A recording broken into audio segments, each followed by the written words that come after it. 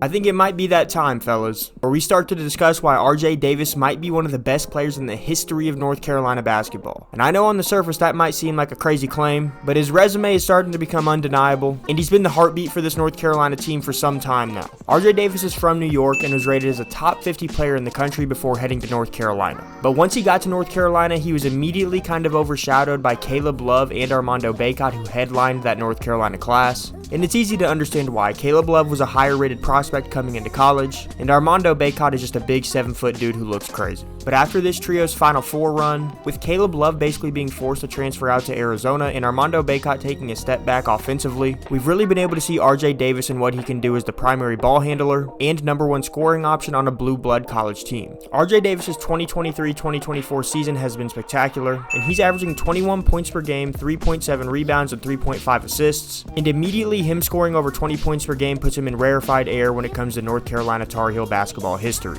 And he's actually the first Tar Heel to score 20 points per game for an entire season since Tyler Hansborough did in 2008. He had a career-high 42 points this season against Miami, with countless other 30-point games where he's just making insane shots. And I think actually what makes what RJ Davis is doing so impressive this season is the amount of load he's having to carry on his shoulders. Don't get me wrong, Elliot Cadeau is a great player, but no one is worried about him as a scoring threat. The defenses are able to load more to RJ Davis whenever he's off ball. Now, I don't know what's going on with Armando Bacot offensively this season, but aside from just the obvious spacing issues he creates without being able to shoot the basketball, he hasn't been scoring like his normal self either. Harrison Ingram has been a welcomed addition to this North Carolina basketball team, but even he's only averaging 12 points per game on 42% shooting. And while Cormac Ryan has gotten hot lately, which has helped his Tar Heel team out immensely, he's still only shooting 34% from the three-point line. For pretty much all of the early season, he was a non-factor. So the fact that this North Carolina team is on the verge of an ACC regular season title, ACC tournament title, and a potential #1 seed in this year's NCAA tournament, with RJ Davis pretty much shouldering all the offensive load, makes what he's doing even more impressive. It was also just announced that RJ Davis won ACC Player of the Year, which means his jersey is going to be hanging in the rafters in North Carolina's arena. He's the first North Carolina player since Justin Jackson in 2017 to win this award,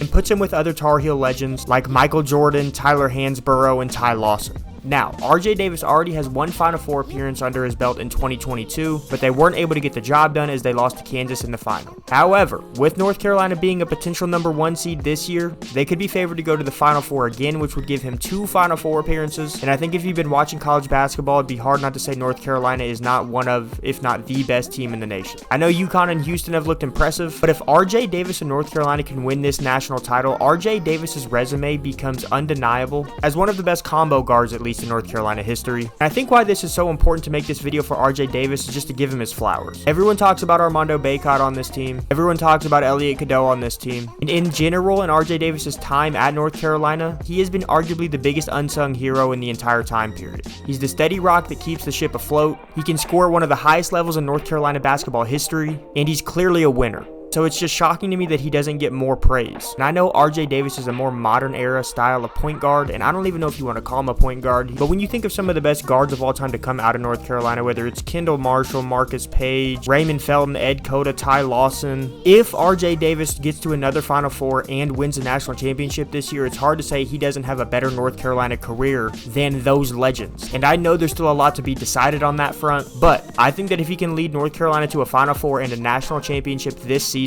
he officially goes down in North Carolina lore as one of the best players of all time. Let me know what you guys think, though, about RJ Davis and his game, and if he is underrated. But I just want to say thank you guys so much for the support, and I'll see you guys soon.